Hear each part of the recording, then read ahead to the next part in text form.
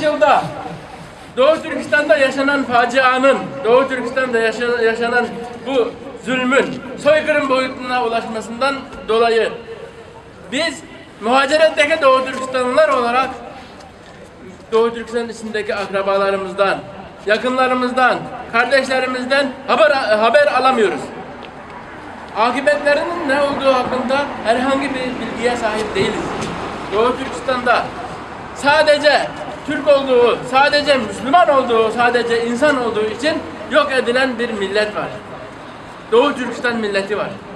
Kazak var, Uygur var, Kırgız var. Doğu Türkistan'daki Türk milletleri şu günlerde biz burada sadece ve sadece meydanlarda sesimizi duyurmaya çalışırken orada teker teker şehadet şerbeti içiyorlar. Orada insanlığın aklına, hayaline gelemeyecek türden işkence ve zulüm görüyorlar. Şu günlerde biz meydana çıkıp sesimizi çıkarmaya çalışırken Doğu Türkistan'daki yaşananları aklımız, hayalimiz almıyor bile. Hayal edemiyoruz neler yaşandığını.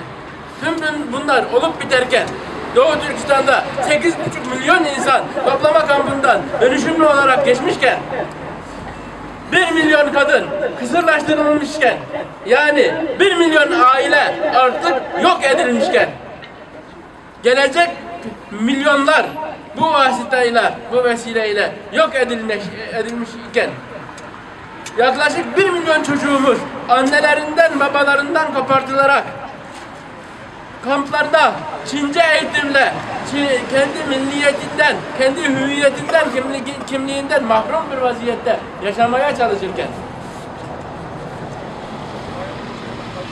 yine milyonlarca Doğu Türkistanlı çeşitli sahalarda, çeşitli alanlarda zorla çalıştırılırken Çin'in mevcut ekonomisine köle işçi olarak çalıştırılırken biz sadece ve sadece ses duyurmaya çalışıyoruz. Doğu Türkistan'da bizim zikredebildiğimiz ve unuttuğumuz, bizim şu anda buralarda diyebildiğimiz ve diyemediğimiz tüm bu zulümler yaşanırken biz sadece ve sadece sesimizi duyurmaya çalışıyoruz. Ama gel gör ki herhangi bir medya kuruluşu tenezzül edip sesimizi duyurmaya gelmemiş bugünden bahsedeceksin. Bugün kendi medyamızda kendi sesimizi duyurmaya gayret ediyoruz.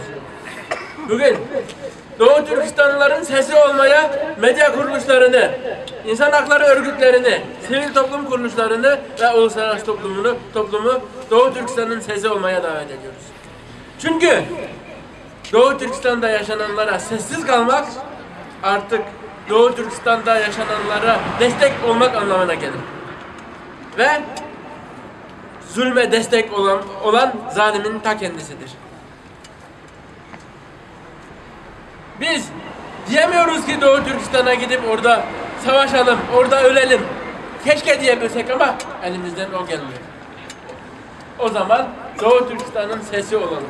Doğu Türkistan'da yaşananları duyuralım ve Çin'in mevcut zulmünün hemen acilen bitmesi için elimizden ne geliyorsa yapalım. Biz örnek vereceksek Çin ürünlerini almayalım. Mümkünse hiçbirini almayalım.